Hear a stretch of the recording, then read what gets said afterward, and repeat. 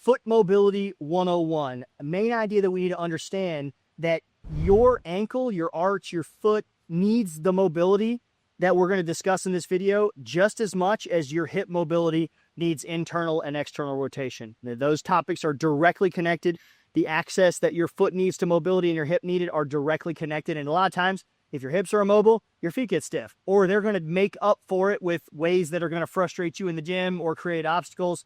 Can't get my ankle mobility better. Well, if you're only looking at the ankle, you're not looking at the hip, there's probably going to be some limitations in your ability to progress that. Same goes for the hip mobility. They are directly connected. So the main idea for hip mobility is that we need access to two positions. We need access to a higher arch or a supinated position. When you're in a negative shin angle like this, that's going to create an ER shape or external rotation shape of the foot, where you're going to have a higher arch position like this. The goal of having access to supination is, can we keep all 3 points of contact, the ball, the big toe, the ball, the pinky toe, and the heel? Can I keep those in contact when I go into a very supinated position? Okay. The flip side of that is pronation. The supinated position is an ER position.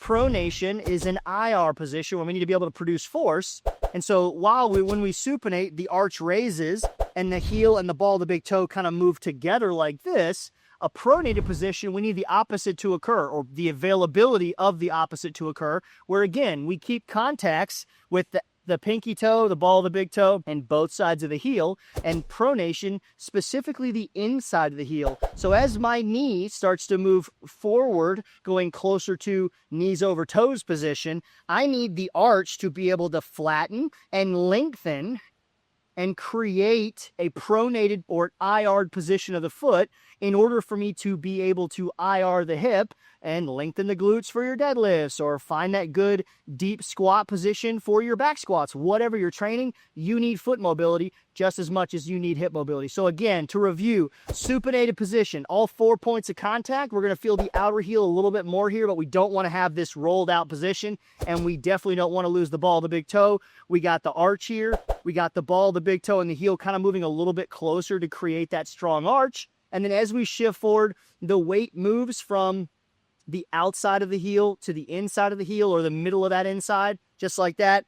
The arch lengthens, it drops naturally, and then our knee can go over our toe, and we get that pronated position here. When we start to step off, or if we're thinking about the gait pattern, our foot goes back into a supinated position as a spring mechanism for us to take that next step. Something to consider that's very important, that your body will kind of fool you in this process, is we need those movements in the foot while we have the hip and the knee and the foot in a straight line. And your body is a magician. It will fake it if it doesn't have it. So what I mean by that is, you might not have access to supination and pronation, so you think you're unstable in certain exercises because your knee's wobbling like this, when really you don't have access to the foot mobility and control and the hip mobility and the control that we need to keep everything in line.